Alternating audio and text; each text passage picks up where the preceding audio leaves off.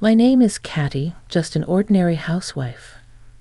My husband, Giles, and I both love gardening, and our passion led us to buy a house with a large piece of land for gardening where we live now. I'm into flowers, while Giles is into vegetable gardening. Sharing a common hobby, we respect each other's interests and live happily together. That day, as usual, while Giles was at work, I thought of tending to the flowers and the garden. I had just finished my housework and was stepping out into the yard.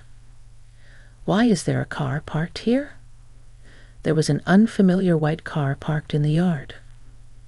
It wasn't our car, and given our large property, maybe someone mistook it for a parking space. I looked for the owner, but no one was in the car or around, so I left a note under the car's wiper. This is private property. Please be careful next time. Then I returned to my gardening. The car was gone by the time Giles returned from work, so I thought someone must have parked by mistake and didn't think much of it. Afterward, however, a few days later, after seeing Giles off to work and finishing my chores around noon, I went outside to tend the garden. Given the nice weather, what is this? I couldn't help but exclaim loudly. There were several cars parked in the yard. Confused, I noticed the white car among them, the same one that had been parked before. This car, it was here before, I thought, puzzled. I looked at the garden and saw tire tracks in G's vegetable patch. Giles would be so disappointed to see this. I cleaned up the mess and tried to fix the garden as best as I could. But who could do this? As I pondered, an unfamiliar man entered the yard. "Excuse me, who are you?" "Who am I?" That should be my line. "Is this your land, and are these your cars?" Yes, but the man looked perplexed. But I was the one truly baffled. "Excuse me, but do you know why there are so many cars here?" "Well, my boss said we could park here." Instructions from the boss. At first, I thought maybe Giles lent the space to a colleague out of kindness. But Giles isn't a boss, and he hadn't mentioned anything to me. It's not like Giles to make a decision without consulting me. So who could it be? "Boss? Are you referring to someone from a company?" "Yes, from the company over there called." He seemed dubious but willingly told me the company name. Apparently, a branch of the company had recently moved into a nearby vacant store, and they had been instructed to park in our garden. Of course, I hadn't heard anything about this, and if Giles had agreed, he would have told me. Feeling bewildered, I pleaded with the man to remove the cars. "Please, this is private property. But you tell the others to move their cars." "Well, I'm just a low-level employee." "Can't you talk to my boss?" His indifferent attitude frustrated me. "At least warn them for now. I really don't want to have to call the police." "All right, I'll mention it, but don't blame me if they don't listen." He seemed a bit concerned after hearing police, but still reluctantly nodded and drove away. I hoped this would stop them from parking here, but I was anxious since the man didn't apologize, and I wasn't sure he would really convey the message. With no one else around and fearing confrontation, I stayed indoors, thinking of ways to deter future incidents and nursing a headache. I couldn't bring myself to garden for the rest of the day. After finishing chores in the evening, I was inside when the doorbell suddenly rang. I wasn't expecting visitors and peeked out the window to see a man in a suit. Suspicious, but thinking it might be about the cars, I answered promptly. "Yes, how can I help you?" "Good afternoon, I'm Anders from the company." "Oh yes, what can I do for you?" "I came about the parking situation. It's inconvenient for us if you move our cars just because it suits you." "Huh?" The man who introduced himself as Anders had a soft demeanor, and I thought he might have come to apologize about the yard. But to my surprise, he started blaming me. I was so shocked by his unexpected words that I raised my voice. This area is designated as a parking lot for our company. We can't have outsiders interfering with our official decisions. Outsiders? This is our private property. You're trespassing. Some people claim to try and charge us a usage fee. His attitude, completely disregarding my claims, made me even angrier. No matter how many times I insisted it was private property, he wouldn't listen. Anyway, your neighbor's property is our parking lot. If you continue to interfere, we'll have to take legal action. With that, he left quickly. I was too stunned to respond, but if anyone should be taking legal action, it should be us. Thinking about it, they would be at a disadvantage if they really pursued legal action in this situation. Realizing his threat was just a bluff, I seethed with anger, determined not to let this go.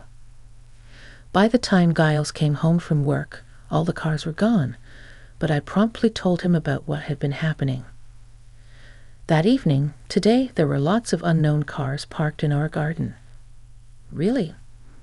I didn't see any this morning. Yeah, I don't know when they parked, but an employee from the company came in the evening. He said this land is their parking lot and told me not to interfere. What? Don't they know it's private property? I told them, but they wouldn't listen. They said people claim that to charge a parking fee. Our garden was ruined. What should we do? Hearing my story and seeing the state of the garden, Giles was very angry. His carefully tended vegetables had been damaged, which was understandable. However, pursuing legal action would be time-consuming and costly.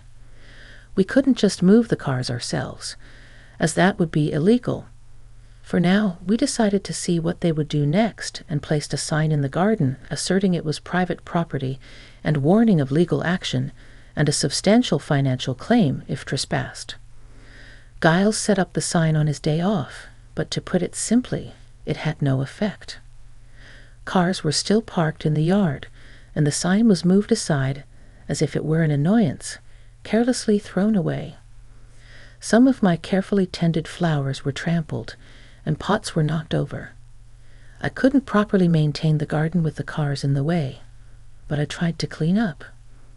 What I could see, employees coming to get their cars would laugh at me from a distance.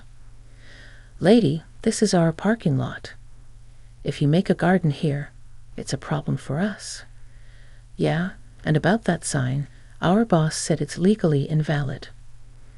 Better demolish it if you don't want to get sued. Their appalling words stung as they got into their cars and drove off. Despite my warnings, they continued to disregard them, ruining my beloved garden and hurling unjust insults. These days wore heavily on me, and Giles noticed how tired I was becoming. Catty, maybe you should stop going out to the garden for a while. Neither your flowers nor my vegetables will matter until we resolve this situation. I had been visiting the garden daily, concerned about the flowers and G's vegetables, but I nodded tearfully at his words. As just a housewife, I felt powerless and burst into tears. But Giles encouraged me repeatedly. It's okay. You've taken care of the garden. Let me handle it from here. Saying this, he gently stroked my back reassuringly.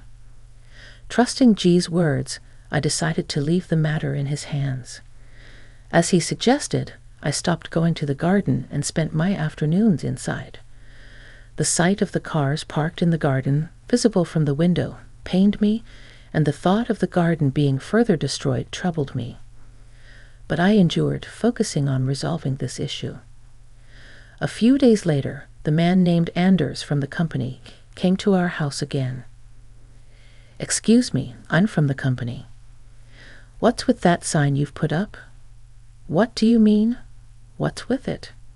It's our private property.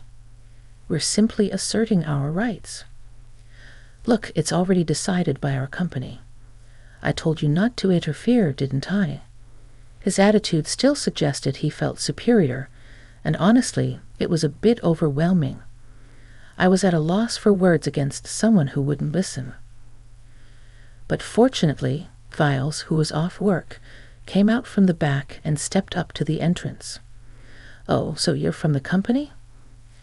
"Yes, I'm Anders. Are you her husband? Your wife is causing us trouble. This could lead to a lawsuit, you know." "A lawsuit? Go ahead, but you'll be at a disadvantage." Anders, who had started blaming me and threatening a lawsuit, was firmly rebutted by Giles. Anders seemed momentarily lost for words, but he maintained his assertive stance. "Our lawyers are excellent. Don't be mistaken, you're going to lose." "Oh, really? Would you care to elaborate on that?" "That's confidential. You should just give up." Anders remained arrogant, showing no signs of backing down. Giles sighed deeply, seemingly fed up. "Then we'll have to sue you. What you're doing is clear trespassing. We'll be claiming damages, proof that this is your land. I didn't expect someone from your company to be this foolish." "Huh?" Anders, who had been smirking, thinking there was no proof, suddenly looked displeased when his company and he were criticized. He raised his voice and scowled unhappily. "More insults. You should just give up," Ges replied to Anders, who seemed to think he had gained an advantage. "Insults? I'm just stating facts. I can't show proof right now, but it's easily obtainable. To not know that is just foolish." Anders was taken aback by Gue's firm stance, still keeping his scowl. Gue continued, "Anders, remember that our company might need your services someday. Your company is a subcontractor for us, right?" "What? Didn't know your company works under mine." Hearing this, Anders turned pale. Indeed, Gue ran a sizable company and had the power to choose contractors. Realizing this, Anders's attitude changed, and he fell silent. "But after this, I might reconsider our contract with your company. The quality of your products has been poor, and I only continue the contract out of respect for the previous CEO." Anders seemed to sense trouble and became more submissive. "I'm sorry. It seems we misunderstood.